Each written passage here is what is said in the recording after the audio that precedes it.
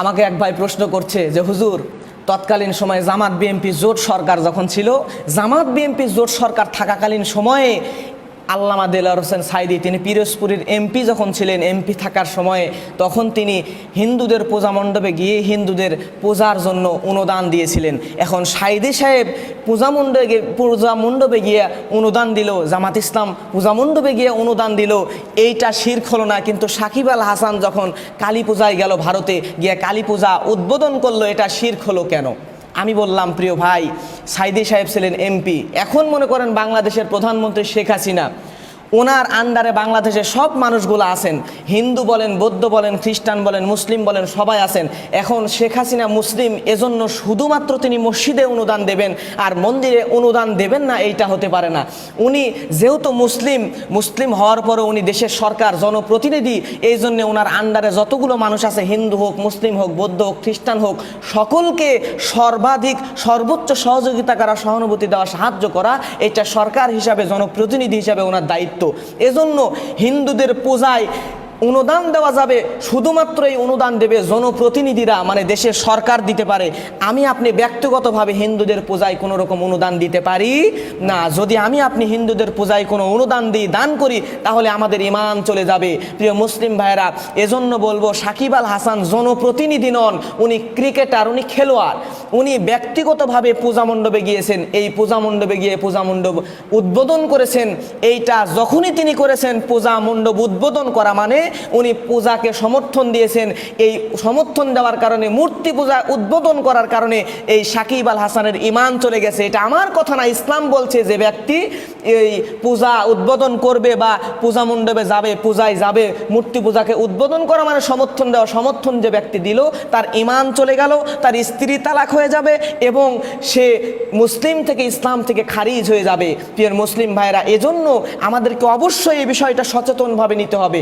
সাকিব আল হাসান হয়তো উনি বোঝেন নাই, আমরা জানি উনি হজ করেছেন, এরপরে উনি ব্যক্তিগতভাবে ইসলামিক মাইন্ড হওয়ার চেষ্টা করেন, ইসলাম মানার চেষ্টা করেন, তারপরে হয়তো ভুলে তিনি এই কাজগুলো করেছেন।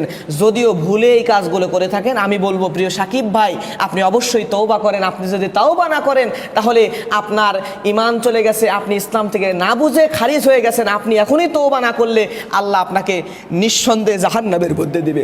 প্রিয় সাকিব আল হাসান ভাই, আপনাকে বলবো, অবশ্যই আপনি তওবা করেন। আপনার তওবা করা দায়িত্ব। এই ধরনের কাজ আর দ্বিতীয়বার করা যাবে না। আমার মুসলমান ভাইয়েরা, দেখেন তো, আজকে হযরত ইব্রাহিম আলাইহিস সালাম যখন তিনি আজররা মূর্তি পূজা করত, নমরুদরা মূর্তি পূজা করত, তখন হযরত ইব্রাহিম আলাইহিস সালাম তখন তিনি মূর্তি পূজা সমর্থন করেন নাই, বরঞ্চ তিনি মূর্তি পূজা গিয়ে মূর্তি ভেঙে দিয়েছিলেন। আজকে আমরা আমাদের যারা প্রতিবেশী, আমরা তাদের মূর্তি ভাঙবো না। আমাদের প্রতিবেশী যারা হিন্দু আছে, আমরা তাদের মূর্তিগুলো ভাঙবো না। আমরা তাদের কাছে গিয়ে মূর্তি পূজা উদ্বোধন করব না, তাদের মূর্তি পূজাকে আমরা সমর্থনও দেব না। আমাদের দায়িত্ব হলো, মূর্তি পূজাটা যে খারাপ, মূর্তি মানুষকে কোনো কিছু দিতে পারে না, এটা আমরা তাদেরকে বোঝাবো, বোঝায় তাদেরকে ইসলামের দিকে নিয়ে আসবো। কিন্তু জোর করে মূর্তি ভেঙে তাদের সঙ্গে বিরোধিতা করা যাবে। আমার মুসলমান ভাইয়েরা, তাহলে সাকিব আল হাসান ভাইকে বলবো, ভাই, আপনি জনপ্রিয় ক্রিকেটার, বাংলাদেশের লক্ষ লক্ষ যুবকরা আপনাকে সেলিব্রিটি মনে করে, আপনাকে আইডল মনে করে, আপনাকে অনুসরণ করার চেষ্টা করে।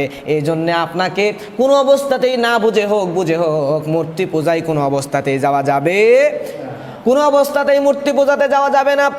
আপনি যদি মূর্তি পূজায় যান, আপনি বুঝেননি কি বুঝেছেন আমি জানি না, যখন আপনি মূর্তি পূজায় গেলেন, তখনই আপনার মূর্তি পূজা উদ্বোধন করতে যখন ভারতে গেলেন, তখন আপনার ঈমান চলে গেছে। ইসলাম বলছে আপনার স্ত্রী তালাক হয়ে গেছে। শুধু তাই নয় সাকিব ভাই, শোনেন, যখন আপনি মূর্তি পূজা করার জন্য ভারতে গিয়েছেন, তখন আপনার এমন কি হয়ে গেল, আপনাকে কি কারণে ওখানে যাওয়া লাগবে?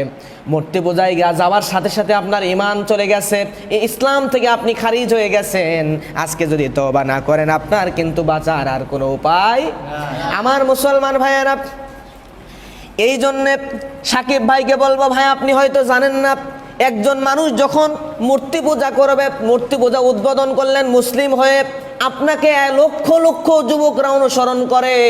আজকে আপনার দেখে যদি কোনো যুবকরা আবার মূর্তি পূজায় যে অংশগ্রহণ করে, মূর্তি পূজাকে যদি সমর্থন করে, আজকে লক্ষ লক্ষ যুবকরা যদি বিপথে চলে যায়, যতগুলো যুবক মূর্তি পূজায় যাবে, সমর্থন দেবে, এর কারণে সমপরিমাণ গুনাহ আপনার আমল নামায় কিন্তু ঢুকে যাবে। জোরে বলেন ঠিক কি না?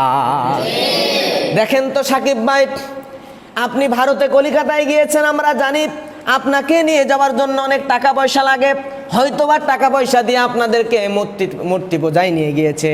কিন্তু দেখেন তো আপনার নবী, আমার নবী, বিশ্ব নবী জনাবে মুহাম্মদ রাসূলুল্লাহ সাল্লাল্লাহু আলাইহি ওয়াসাল্লাম, তাকে তৎকালীন সময়ে কাফেরেরা অফার দিয়েছিল, মুহাম্মদ বিন আব্দুল্লাহ, তোমার কি দরকার? তোমার কি টাকা চাই? তোমার কি বাড়ি চাই?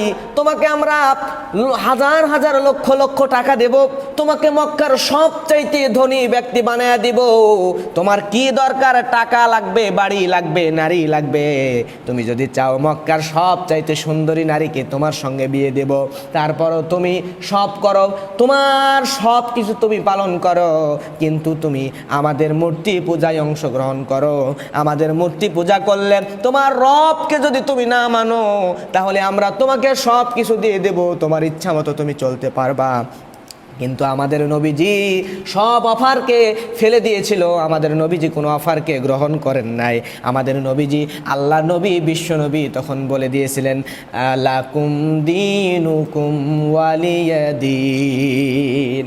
আমার মুসলমান ভাইয়েরা, আল্লাহর নবী, বিশ্ব নবী তখন বলে দিয়েছিলেন, তোমাদের ধর্ম তোমাদের, আমাদের ধর্ম আমাদের, ইসলাম আমরা মানবো, তোমাদের ধর্ম তোমরা মানো, আমাদের কোনো আপত্তি নাই।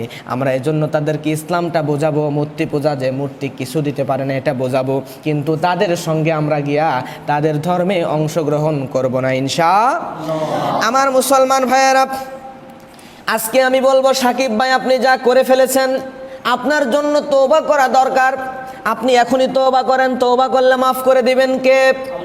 হযরতে আদম আলাইহিস সালাম শয়তানের কুপ্ররোচনায় পড়ে, শয়তানের কুমন্ত্রণায় পড়ে যখন গন্ধম ফল খেয়ে ফেলেছিল, তখন গন্ধম ফল খেয়ে ফেলার পরে হযরতে আদম আলাইহিস সালাম যখন গন্ধম ফল খেয়ে ফেলেছিল, ফেলার পরে আল্লাহর কাছে তওবা করেছিল। আল্লাহর কাছে তওবা করে, আল্লাহর কাছে এত বেশি তওবা করেছেন, শেষ পর্যন্ত আমার আল্লাহ রব্বুল আলামিন হযরতে আদম আলাইহিস সালামের তওবা কবুল করে দিয়েছিল।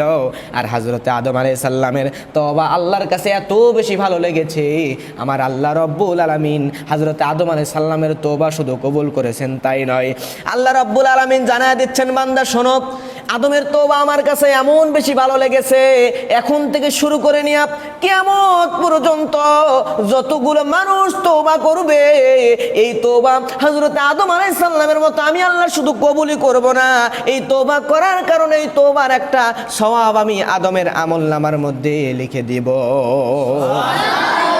আমার মুসলমান ভাইয়েরা, এই জন্যে তওবা করার দরকার আছে না নাই? আমি বলবো, সাকিব ভাই আপনি পূজায় অংশগ্রহণ করেছেন, পূজা মণ্ডপ উদ্বোধন করেছেন, আজকেই তওবা করেন, আল্লাহ রব্বুল আলামিন আপনাকে মাফ করলেও করতে পারেন। আমার প্রিয় ভাইয়েরা, এজন্য আমাদেরকে হযরত ইব্রাহিম আলাইহিস সালামের মতো মূর্তি পূজার বিরোধিতা করা লাগবে, মূর্তি ভাঙা লাগবে, এটা বলছি না, মূর্তি পূজার বিরোধিতা করা লাগবে। আমাদেরকে বিশ্বনবী জনাবে মুহাম্মদ রাসূলুল্লাহ সাল্লাল্লাহু আলাইহি ওয়াসাল্লামের মতো নিজের ধর্মকে মানতে হবে। টাকার লোভে, সম্পদের লোভে, নারীর লোভে, বাড়ির লোভে, কোনো কিছুর লোভে মূর্তি পূজাকে সমর্থন করা যাবে না, মূর্তি পূজায় যাওয়া যাবে না, মূর্তি পূজা উদ্বোধন করা যাবে না। কথা বলেন ঠিক কিনা? আমার মুসলমান ভাইয়েরা, শুধু তাই নয়, আমাদেরকে এমনভাবে ঈমানটাকে গড়ে তুলতে হবে, আর যে যা ভুল করে ফেলেছি আমাদেরকে অবশ্যই হযরতে আদম আলাইহিস সালামের মতো করে আল্লাহর কাছে তওবা করতে হবে। আল্লাহর কাছে তওবা করলে আমার আল্লাহ রব্বুল আলামিন আমাদের তওবাটাকে কবুল আর মঞ্জুর করে নেবে, আমাদেরকে জান্নাতি মানুষ বানায় দেবে। জোরে বলেন ঠিক কিনা? আল্লাহ রাব্বুল আলামিন বলছেন ইয়া আইয়ুহাল্লাযীনা আমানু দুখুলু ফিস-সিলমি কাফা ওয়া লা তাত্তাবিউ খুতুওয়াতিশ শাইতান ইন্নাহু লাকুম আদুউম মুবিন। আমার মুসলমান ভাইয়েরা, আল্লাহ রাব্বুল আলামিন আমাদেরকে বলছেন হে ঈমানদারেরা, তোমরা পরিপূর্ণভাবে ইসলামের মধ্যে দাখিল হও, প্রবেশ করো। আমরা যদি পরিপূর্ণভাবে ইসলামের মধ্যে দাখিল হতে পারি, পরিপূর্ণ ইসলামের মধ্যে প্রবেশ করতে পারি, তাহলে আমাদের আল্লাহ আমাদের জীবনের গুনাহগুলো মাফ করে দেবেন। ঈমানের আগে ঈমান নিয়ে কবরে যাবার তৌফিক দান করে দিবেন। জোরে বলেন ঠিক কি না? আল্লাহ যেহেতু আমাদেরকে সৃষ্টি করেছেন, ওয়ামা খলাকতুল জিন্না ওয়াল ইনসা ইল্লা লিয়াবুদুন।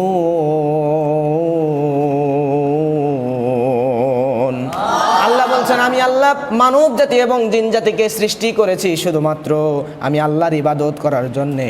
এই জন্যে আমাদেরকে ইবাদত করতে হবে কার?